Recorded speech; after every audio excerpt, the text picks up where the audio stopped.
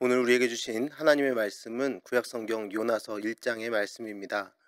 요나서 1장의 말씀 제가 받들어 읽겠습니다. 여호와의 말씀이 아미떼의 아들 요나에게 임하니라. 이르시되 너는 일어나 저 큰 성읍 니느웨로 가서 그것을 향하여 외치라. 그 악독이 내 앞에 상달되었음이니라 하시니라. 그러나 요나가 여호와의 얼굴을 피하려고 일어나 다시스로 도망하려 하여 욥바로 내려갔더니 마침 다시스로 가는 배를 만난지라. 여호와의 얼굴을 피하여 그들과 함께 다시스로 가려고 뱃삭을 주고 배에 올랐더라. 여호와께서 큰 바람을 바다 위에 내리심에 바다 가운데에 큰 폭풍이 일어나 배가 거의 깨지게 된지라. 사공들이 두려워하여 각각 자기의 신을 부르고 또 배를 가볍게 하려고 그 가운데 물건들을 바다에 던지니라. 그러나 요나는 배 밑층에 내려가서 누워 깊이 잠이 든지라. 선장이 그에게 가서 이르되 자는 자여 어찌함이냐. 일어나서 내 하나님께 구하라. 혹시 하나님이 우리를 생각하사 망하지 아니하게 하시리라 하니라. 그들이 서로 이르되 자 우리가 제비를 뽑아 이 재앙이 누구로 말미암아 우리에게 임하였나 알아보자 하고 곧 제비를 뽑으니 제비가 요나에게 뽑힌지라. 우리가 그에게 이르되 청하건대 이 재앙이 누구 때문에 우리에게 임하였는가 말하라.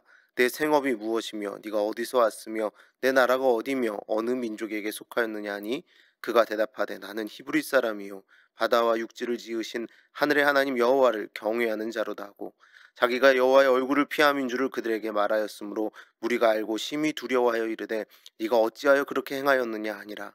바다가 점점 흉흉한지라. 우리가 그에게 이르되 우리가 너를 어떻게 하여야 바다가 우리를 위하여 잔잔하겠느냐 하니 그가 대답하되 나를 들어 바다에 던지라. 그리하면 바다가 너희를 위하여 잔잔하리라.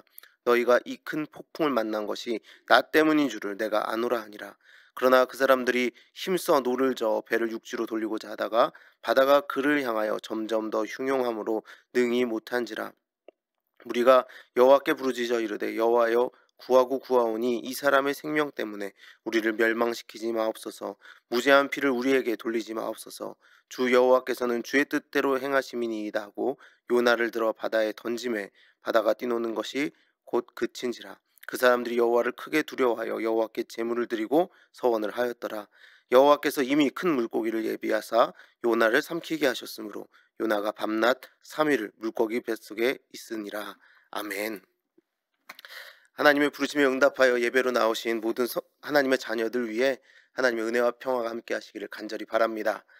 신학교를 처음 입학했을 때 이제 수업 제목도 기억나지 않고 그 교수님의 성함도 그 교수님 얼굴도 기억나지 않지만 그날 수업 시간에 들었던 이야기가 하나 생각이 납니다.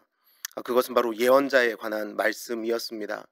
그 교수님께서 이제 신학교에 막 입학했던 우리를 향해 이런 이야기를 해주셨습니다. 예언자는 결코 미래를 보는 자들이 아니다. 예언자는 축복의 말을 하는 사람도 아니요 저주의 말을 하는 사람도 아니다. 예언자는 오직 돈을 우리가 은행에 맡긴 것을 예금이라고 부르듯이 하나님께서 말을 맡긴 사람들, 예언, 바로 말을 예금한 사람들이 예언자이다라고 이야기해 주었습니다. 그러면서 우리에게 말씀하시기를 하나님께서 말씀을 맡기셨으니 너희는 그 맡기신 말만 해야 한다라고 이야기해 주셨습니다. 맡긴 말 외에는 하지 마라. 내 생각, 내 의견 필요 없고 너희가 하나님의 말을 맡은 진정한 예언자라고 믿는다면 오직 맡긴 말만 해야 할 것이다 라고 우리에게 이야기해 주셨습니다. 막 신학교를 입학했던 당시 하나님께서 하나님의 말씀을 맡기셨다라는 말에 막 가슴이 뜨거워지는 경험을 했던 기억이 납니다. 요나서 1절을 보면 그렇게 하나님께서 그분의 말씀을 맡기신 이야기가 나옵니다. 여호와의 말씀이 아미떼의 아들 요나에게 임한지라. 요나는 바로 그렇게 하나님의 말씀을 맡은 자로서 부름을 받습니다. 여호와의 말씀이 임할 때 그러면 우리는 어떻게 해야 할까요? 하나님 앞에 서서 그분의 말씀을 받을 때에 우리의 행동은 과연 어떠해야 하는 것일까요? 전형적인 모습이라 할 수 있는 모습을 우리가 성경에서 한번 찾아보도록 하겠습니다. 제일 먼저 이사야서 6장 5절의 말씀입니다. 제가 읽어드리겠습니다. 그때 내가 말하되 화로다 나여 망하게 되었도다. 나는 입술이 부정한 사람이요 나는 입술이 부정한 백성 중에 거주하면서 만군의 여호와이신 왕을 배웠음이로다 하였더라. 또 이사야서 6장 8절의 말씀 계속해서 읽어드리겠습니다. 내가 또 주의 목소리를 들으니 주께서 이르시되 내가 누구를 보내며 누가 우리를 위하여 갈고 하시니 그때에 내가 이르되 내가 여기 있나이다 나를 보내소서 하였더니. 또한 신약에서의 말씀을 제가 한번 읽어드리겠습니다. 누가복음 5장 8절과 11절의 말씀입니다. 시몬 베드로가 이를 보고 예수의 무릎 아래에 엎드려 이르되 주여 나를 떠나소서 나는 죄인으로소이다 하니 그들이 배들을 육지에 대고 모든 것을 버려두고 예수를 따르니라. 자, 여호와의 임재, 여호와의 말씀 앞에 설 때의 사람들의 모습입니다. 바로 우리가 하나님 앞에서 나는 죄인이기 때문에 하나님의 말씀을 감당할 수 없음을, 하나님의 임재를 감당할 수 없음을 고백하며 하나님 앞에 자신의 죄된 모습을 고백합니다. 나는 하나님 앞에 죽을 수밖에 없는 존재입니다. 두려움을 느끼는 모습을 우린 볼 수 있습니다. 그러면서 어떻게 합니까? 바로 그들의 죄를 하나님 앞에 고백하게 되죠. 하나님 앞에서 나는 죄인입니다. 이 죄 때문에 나는 하나님 앞에서 죽을 수밖에 없습니다라고 끊임없이 그들의 입술로 고백하게 됩니다. 그리고는 죽을 수밖에 없는 자신을 쓰시겠다는 하나님 앞에서 그 목숨 하나님께 속했으니 내어드리겠습니다라고 결단하게 되는 것입니다. 바로 이것이 하나님 말씀 앞에 선 사람들, 하나님의 임재 앞에 선 사람들이 성경이 제시하는 바른 모습입니다. 그런데 요나는 좀 이상합니다. 요나는 주의 말씀이 그에게 임하자 아주 즉각적으로 여호와의 얼굴을 피하기 위해 도망갔다라고 성경은 이야기합니다. 왜 그렇다면 그가 여호와의 얼굴을 피하여 도망갔을까요? 물론 성경에는 정확한 이유는 기록하고 있지는 않습니다. 하지만 여러분 많이 이미 들어보셨을 겁니다. 바로 니느웨라는 땅이 어떤 땅인지에 대해서 말입니다. 니느웨라는 땅은 이스라엘의 적 중의 적, 모든 이스라엘 사람들이 언제쯤 저들이 우리의 눈앞에서 사라질까라고 항상 생각했던, 하나님께서 언제쯤 저들을 벌하실까라고 생각했던 아수르의 수도입니다. 요나의 눈에는 하나님의 말씀이 저들을 살릴까 오히려 두려움이 들었습니다. 오히려 저들에게 여호와의 말씀이 선포될 때에 저들이 살아날까라는 걱정이 있을 수 있었다라는 겁니다. 또 하나는 무엇일까요? 그것은 바로 이 예언이 성공한다면 어떻게 될까라는 겁니다. 예언의 성공은 예언자가 전한 일이 일어나지 않는 것입니다. 여러분 생각해 보십시오. 내가 가서 너희는 멸망할 것이야 라고 선포했는데 그들에게 아무 일도 없다면요. 그 일이 일어나지 않았을 때 예언자는 조롱거리가 됩니다. 굳이 예언자의 그 자기 부정의 과정을 요나는 적의 나라에 가서 겪고 싶지 않았던 것입니다. 왜 내가 굳이 이런 수치를 당해야 돼?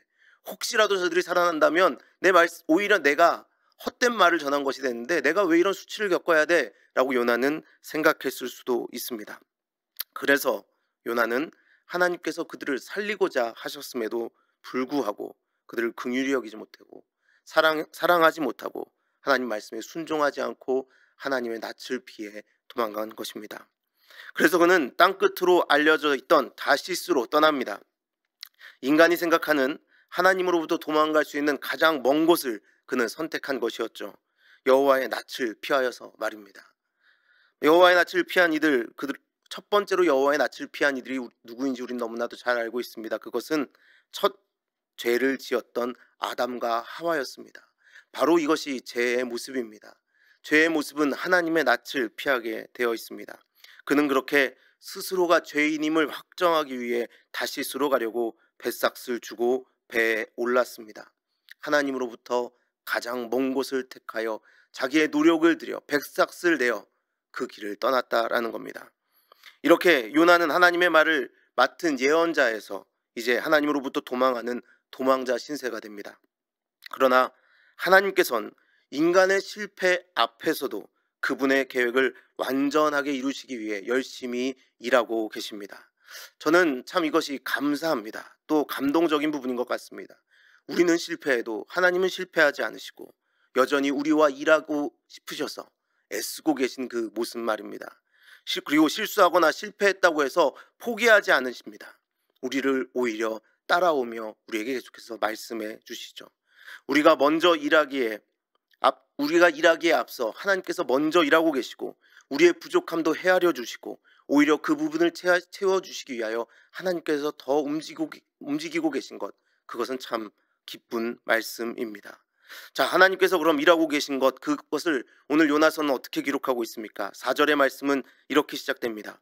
여호와께서 큰 바람을 바다 위에 내리심에 바다 가운데에 큰 폭풍이 일어나 배가 거의 깨지게 된지라.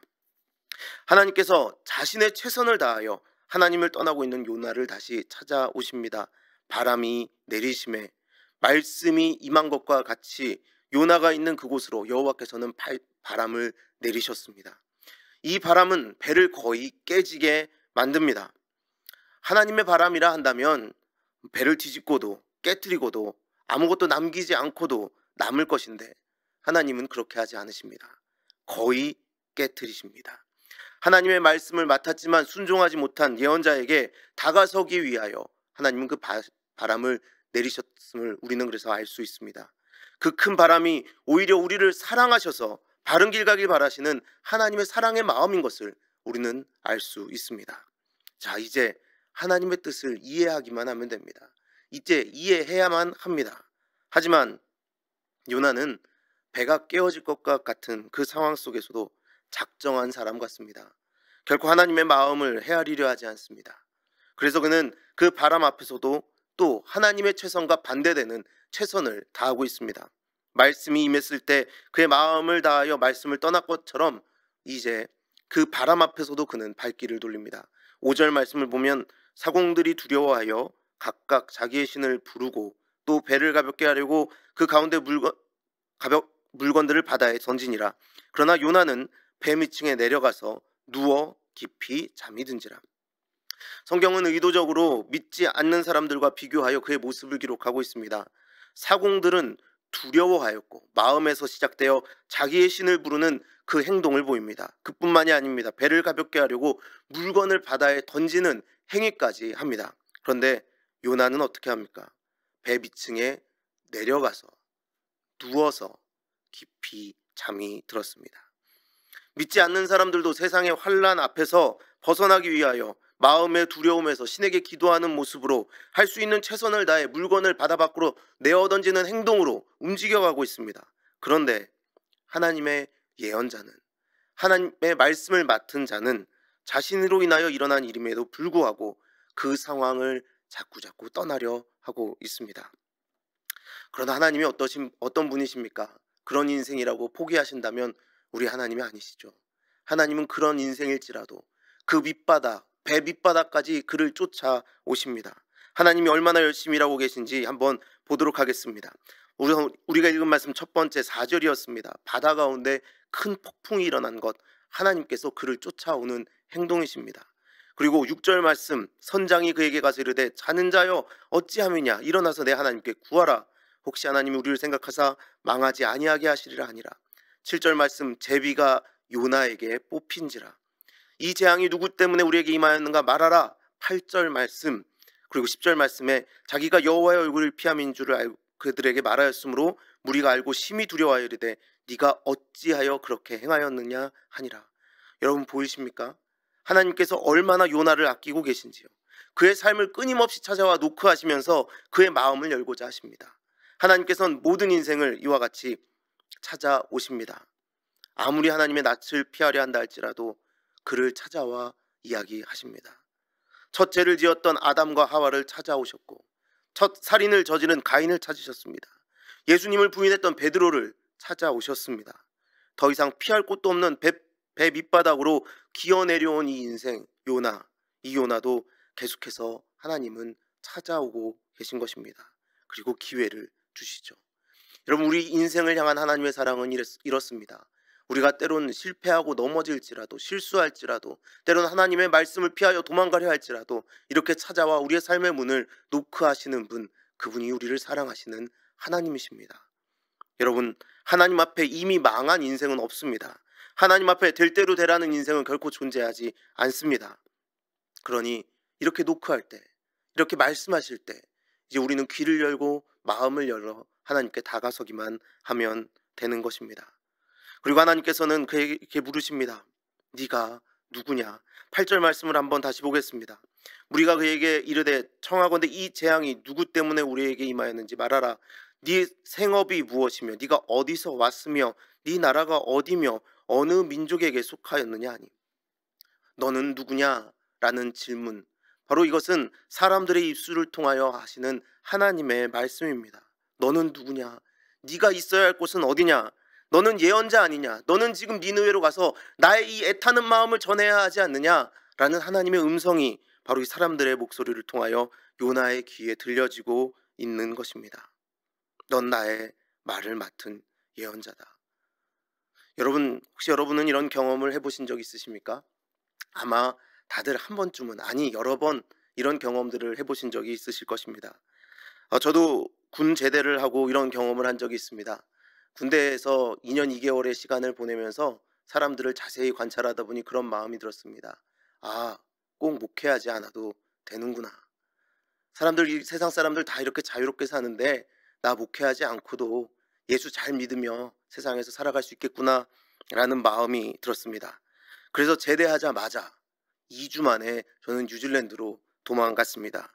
물론 부모님께는 영어를 배우겠다라고 말씀은 드렸지만 제 영어 실력은 그 뉴질랜드를 갔다 왔지만 그 전과 하나도 변화가 없습니다. 오직 하나, 그저 뉴질랜드에서 시간을 보내다 신학교를 다니지 않는 것이 제 목표였습니다.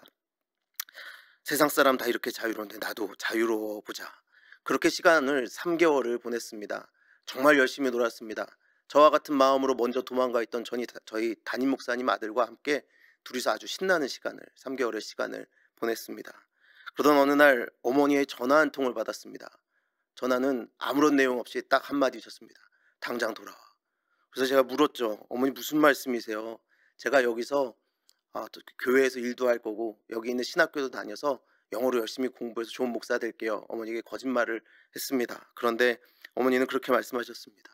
아무리 기도를 해도 네가 뉴질랜드에 계속 머무는 것은 우리가 책망받을 일인 것 같다. 당장 들어와라.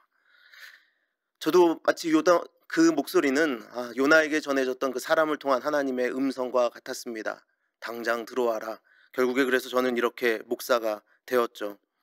여러분, 우리는 이렇게 찾아오시는 그 하나님의 음성에 항상 귀 기울일 줄 알아야 합니다. 요나도 그제서야 그의 마음을 움직입니다. 12절 말씀을 보면 그가 대답하되 나를 들어 바다에 던지라. 그리하면 바다가 너희를 위하여 잔잔하리라. 너희가 이 큰 폭풍을 만난 것이 나 때문인 줄을 내가 아노라 하니라. 요나는 하나님을 떠난 자신이 이 세상을 위험에 빠뜨린 것을 고백합니다. 자신의 위치를 파악하고 자신이 잘못된 길에 서 있었기에 다른 이들에게도 위기가 닥친 것을 깨닫게 되었습니다. 자신이 해결해야 할 문제인 것도 깨달아 알게 되었습니다. 여러분, 그럼 그리스도인들이 자신의 자리를 찾기 위해 애쓸 때 어떤 일이 생기는지 한번 볼까요? 15절 말씀을 보겠습니다. 15절 말씀은 요나를 들어 바다에 던짐에 바다가 뛰노는 것이 곧 그친지라. 사람들이 여호와를 크게 두려워하여 여호와께 제물을 드리고 서원을 하였더라. 우리 그리스도인들이 올바른 길을 찾아 따라갈 때 일어나는 일입니다. 아직 하나님을 알지 못하던, 조금 전까지만 해도 자신들의 신을 부르느라 바빴던 이들이 이제 여호와 하나님 앞에 제물을 드리며 그 앞에 인생의 약속을 드립니다. 우리가 말씀 앞에 먼저 정직하고 우리가 먼저 하나님 앞에 순종의 삶을 살아가면 세상은 이렇게 빛나게 된다는 것입니다. 여러분, 세상이 어둡다라고 그리스도인들이 말한다면 여러분 그것은 안 될 일입니다. 그 이유가 바로 우리에게 있기 때문입니다. 세상이 어둡다, 세상을 탓할 것이 아니라 우리가 말씀 앞에 정직하게 살고 있는가, 우리가 말씀을 온전히 쫓아 살아가고 있는가 물으며 하나님 앞에 나아가야 된다는 것이죠. 자, 여기에서 하나님의 인생을 향한 계획이 다시 시작됩니다. 그렇게 끝날 것만 같았던 요나의 인생, 하나님을 떠나 하나님을 스스로 버리고 떠났던 요나의 인생, 바다 위에서 끝날 것만 같았던 그의 인생, 그가 어떻게 됩니까? 17절 말씀에 보면 여호와께서 이미 큰 물고기를 예비하사 요나를 삼키게 하셨으므로 요나가 밤낮 3일을 물고기의 뱃속에 있으니라. 하나님께서는 다시 요나의 인생을 원점으로 돌리기 위하여 준비하고 계셨습니다. 말씀이 처음 임했던 자리로 그를 다시 데려가기 위하여 준비하고 계셨던 것이죠. 잘못된 길 갖다 포기하지 않으시고 다시 시작하게 해주시는 분, 여러분, 오늘이 바로 우리에게 그런 날인 줄 믿습니다. 만약 오늘까지 우리가 하나님의 말씀을 떠나 살아왔다면, 하나님의 낯을 피하여 살아왔다면, 말씀이 임할 때마다 오히려 그 말씀이 이루어지길 바라지 않으면서 하나님으로부터 등 돌려 떠나왔던 자들이라면 바로 오늘 하나님께서 새롭게 허락하신 새날 가운데에 회개하며 주 앞에 돌아가야 할 줄 믿습니다. 다시 시작하게 해주신 그날, 하나님께서 선물로 주신, 새롭게 창조하여 주신 오늘 감사하며 기뻐하며 주를 향하여 우리의 눈을 들어야 한다는 것입니다. 여러분, 우리가 모두 그 은혜 안에 있음을 믿습니다. 설교를 시작하며 부르심에 응답하여 예배의 자리로 나오신 여러분에게 하나님의 은혜와 평화가 있기를 구했습니다. 여러분, 그 의미는 무엇입니까? 예배의 자리에 선 모두는 바로 하나님 앞에 서 있는 존재들이라는 것입니다. 하나님의 계시의 말씀 앞에 서 있는 존재들이라는 겁니다. 바로 요나서 1장이 시작되는 순간과 마찬가지의 순간이 지금 우리의 삶에 도래했다라는 것입니다. 자, 이제 우리는 선택해야 할 때입니다.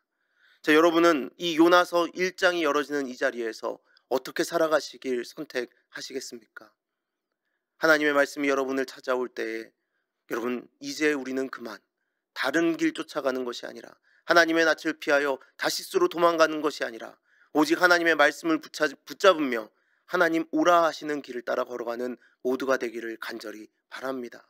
지금까지 우리의 인생에 불어오던 그 바람과 파도, 이제 하나님께서 잔잔하게 해주실 것이며, 우리가 걸어가는 그 길 가운데 하나님의 놀라운 능력을 보게 될 줄 믿습니다.